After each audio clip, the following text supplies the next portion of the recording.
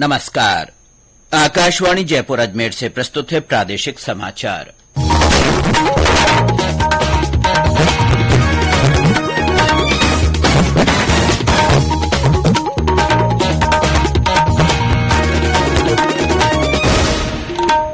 मुख्य समाचार।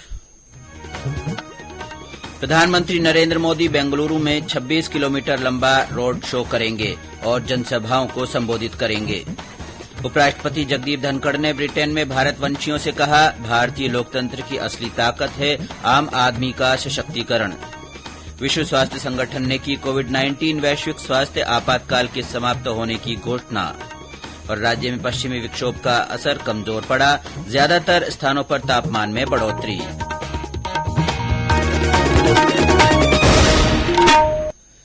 समाचारों के साथ मैं अब्दुल हनीफ और अब समाचार विस्तार से। कर्नाटक में विधानसभा चुनाव के प्रचार के लिए आज और कल कई बड़ी जनसभाएं और रोड शो होंगे। प्रधानमंत्री नरेंद्र मोदी सुबह बेंगलुरु में 26 किलोमीटर लंबा रोड शो करेंगे और बादामी तथा हावेरी में जनसभाओं को संबोधित करेंगे।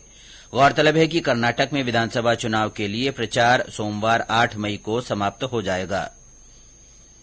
विदेश मंत्री एस जयशंकर ने कहा है कि शंघाई सहयोग संगठन एससीओ के सदस्य देशों ने साझा हित के क्षेत्रीय और वैश्विक मुद्दों पर बहुपक्षीय सहयोग पर चर्चा की। गोवा में कल शंघाई सहयोग संगठन के विदेश मंत्रियों की बैठक के बाद श्री जयशंकर ने कहा कि सदस्य देशों के विदेश मंत्रियों ने जुलाई में होने वाली शिखर बैठक में विचार के लिए रखे जाने वाले प्रस्तावों को अंतिम रूप दे दिया है। ये प्रस्ताव एससीओ के सदस्य देशों के बीच व्यापार, प्रौद्योगिकी, वाणिज्य, सुरक्षा और सामाजिक तथा सांस्कृतिक संबंधों के क्षेत्र में सहयोग बढ़ाने पर केंद्रित है। उपराष्ट्रपति जगदीप धनखड़ ने कहा है कि भारतीय लोकतंत्र की जीवंतता अतुलनीय है। ब्रिटेन में भारतवंशियों से उन्होंने कहा कि भारतीय लोकतंत्र की असली ताकत आम आदमी का सशक्तिकरण है। उपराष्ट्रपति ने इस बात पर जोर दिया कि देश के लोकतांत्रिक संस्थान पूरी स्वायत्तता के साथ काम कर रहे हैं। उन्होंने कहा कि भारत का निर्वाचन आयोग दुनिया भर में सबसे कम समय में स्वतंत्र और निष्पक्ष चुनाव कराने की क्षमता रखता है। गौरतलब है कि श्री धनखड़ किंग चार्ल्स तृतीय के राज्याभिषेक समारोह में भाग लेने के लिए यूनाइटेड किंगडम की 2 दिन की यात्रा पर हैं। मेडिकल पाठ्यक्रमों में प्रवेश के लिए कल देश के 499 शहरों में राष्ट्रीय पात्रता प्रवेश परीक्षा नीट आयोजित की जाएगी। ये परीक्षा देश के बाहर 14 शहरों में भी आयोजित होगी। परीक्षा के लिए पंजीकरण करा चुके विद्यार्थी नीट की वेबसाइट से प्रवेश पत्र डाउनलोड कर सकते हैं। वहीं प्रदेश में कुल 1,76,902 विद्यार्थी पंजीकृत हुए हैं। इनके लिए 24 शहरों में 354 परीक्षा केंद्र बनाए गए हैं। प्रदेश में जयपुर, कोटा, उदयपुर, बाड़मेर, नागौर, बारां, चित्तौड़गढ़, सिरोही, धौलपुर, हनुमानगढ़, पाली, भीलवाड़ा, करौली, सीकर, भरतपुर, श्रीगंगानगर, दौसा, सवाईमाधोपुर, झुंझुनू, बीकानेर, अलवर, चूरू, जोधपुर, अजमेर में यह परीक्षा आयोजित होगी। राज्य सरकार ने जोधपुर में राजस्थान सिविल सेवा अपील अधिकरण की स्थायी पीठ खुलने के प्रस्ताव को मंजूरी दे दी है। इसके साथ ही पीठ के संचालन के लिए 13 नए पदों का सृजन किया जाएगा। इस स्थायी पीठ में सदस्य के 2, सहायक रजिस्ट्रार का 1, सूचना सहायक के 2, वरिष्ठ सहायक के 2, कनिष्ठ सहायक के 3 और निजी सहायक ग्रेड 2 के 3 पदों सहित कुल 13 पदों के सृजन को भी मंजूरी दी गई है। सरकार के इस निर्णय से राज्य कार्मिकों के सेवा से जुड़े मामलों जैसे पेंशन, वेतन निर्धारण, पदोन्नति आदि का तुरंत समाधान हो सकेगा। जोधपुर से चलकर साबरमती जाने वाली साबरमती एक्सप्रेस के 3 फेरे आज से रद्द रहेंगे। आबू रोड, मावल रेलवे स्टेशनों के बीच स्टील गर्डर स्थापित करने का काम प्रगति पर होने के कारण यह रेल सेवा बाधित रहेगी। जोधपुर साबरमती जोधपुर एक्सप्रेस जोधपुर से आज से 8 मई तक तथा साबरमती से 7 से 9 मई तक रद्द रहेगी। वहीं जोधपुर रेल प्रशासन ने यात्री सुविधाओं को ध्यान में रखते हुए ओसिया रेलवे स्टेशन पर 2 प्रमुख ट्रेनों के ठहराव को यथावत रखने का निर्णय लिया है। ये समाचार आकाशवाणी जयपुर अजमेर से प्रसारित किए जा रहे हैं। समाचारों में आपका एक बार फिर से स्वागत है। विश्व स्वास्थ्य संगठन WHO ने कोविड-19 वैश्विक स्वास्थ्य आपातकाल के समाप्त होने की घोषणा की है। WHO का यह बयान महामारी की समाप्ति की दिशा में एक बड़ा कदम है। डब्ल्यूएचओ की अंतर्राष्ट्रीय स्वास्थ्य विनियम आपातकाल समिति ने कल कोविड महामारी पर चर्चा की। विश्व स्वास्थ्य संगठन ने जनवरी 2020 में कोरोना वायरस के प्रकोप को अंतर्राष्ट्रीय स्तर पर सार्वजनिक स्वास्थ्य आपातकाल घोषित किया था। प्रदेश में कल कोरोना संक्रमण के 121 नए मामले सामने आए। वहीं कल कोविड से 3 लोगों की मृत्यु हो गई। कल सबसे ज्यादा 37 संक्रमित जयपुर में मिले, जबकि उदयपुर और अजमेर में 15-15 लोगों में कोरोना संक्रमण की पुष्टि हुई है। मुख्यमंत्री अशोक गहलोत ने कल राजस्थान युवा बोर्ड उदयपुर संभाग और जिला प्रशासन राजसमंद के संयुक्त तत्वावधान में आयोजित 2 दिवसीय हल्दी घाटी युवा महोत्सव का शुभारंभ किया।